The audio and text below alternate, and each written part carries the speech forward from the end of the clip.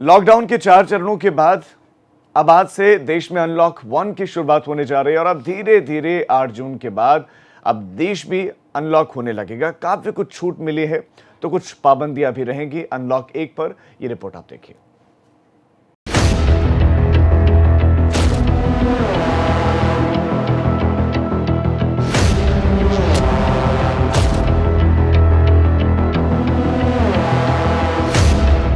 पच्चीस मार्च से लॉकडाउन में पड़ा हिंदुस्तान अब अनलॉक होने जा रहा है। कोरोना के चलते पिछले 68 दिनों में 4 लॉकडाउन की मार झेल रहा देश अब नई रियायतों के साथ फिर से पटरी पर लौटने वाला है।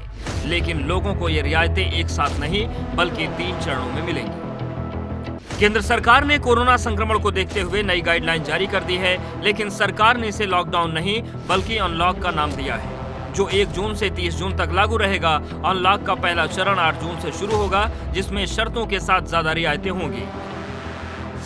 8 जून से देश में होटल और रेस्टोरेंट के साथ धार्मिक स्थल भी खोलने की इजाजत दे दी गई है। 8 जून से ही शॉपिंग मॉल भी खुल जाएंगे। इसके अलावा एक राज्य से दूसरे राज्य में जाने के लिए पास जरूरी नहीं होगा। पहले की तरह शाम 7 बजे से सुबह 7 बजे तक नहीं, बल्कि रात 9 बजे से सुबह 5 बजे तक पूरे देश में कर्फ्यू लागू रहेगा।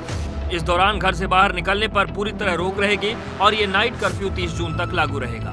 65 साल से अधिक के बुजुर्गों, 10 साल से कम उम्र के बच्चों और गर्भवती महिलाओं को भी घर में रहने की सलाह दी गई है। इस दौरान सामाजिक आयोजनों पर रोक बरकरार रहेगी और अनलॉक का दूसरा चरण 2 जुलाई से शुरू होगा, जिसमें स्कूल कॉलेज को खोलने पर फैसला लिया जाएगा। लॉकडाउन के तीसरे फेज में हालात को देखते हुए सरकार अंतर्राष्ट्रीय उड़ान, मेट्रो, सिनेमा हॉल, जिम, बार को खोलने को लेकर सबसे आखिर में फैसला लेगी और इसी आधार पर सामाजिक, राजनीतिक, धार्मिक आयोजनों और अन्य खेल गतिविधियों पर भी फैसला होगा। लेकिन इसके लिए अभी कोई तारीख तय नहीं की गई है। देश में कोरोना के तेजी से बढ़ते मामलों को देखते हुए 1 जून से लागू होने वाले अनलॉक 1 में पहले की तरह लोगों को कई नियमों का पालन करना जरूरी होगा। अनलॉक के पहले फेज में भी लोगों को सार्वजनिक जगहों पर मास्क लगाना जरूरी होगा और लोगों को सोशल डिस्टेंसिंग का पालन करना होगा। अनलॉक 1 में शादियों में सिर्फ 50 मेहमान शामिल हो सकेंगे, जबकि अंतिम संस्कार के लिए सिर्फ 20 लोगों की इजाजत होगी। इसके अलावा सार्वजनिक जगहों पर पान और गुटखा खाकर थूकना गैर कानूनी होगा। कंटेनमेंट एरिया में लॉकडाउन और सख्ती से लागू होगा, वहीं किसी को भी आने जाने की अनुमति नहीं होगी।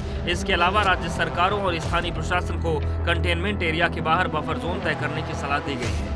दरअसल 25 मार्च से लॉकडाउन की वजह से देश में तमाम आर्थिक गतिविधियां और कामकाज बुरी तरह प्रभावित हो रहा है और सरकार के सामने कोरोना संक्रमण पर नियंत्रण के साथ ही देश की आर्थिक सेहत सुधारने की दोहरी चुनौती है। ऐसे में केंद्र सरकार धीरे धीरे फिर से बाजारों, दुकानों और जरूरी सेवाओं को एक के बाद एक शुरू करने की दिशा में आगे बढ़ रही है।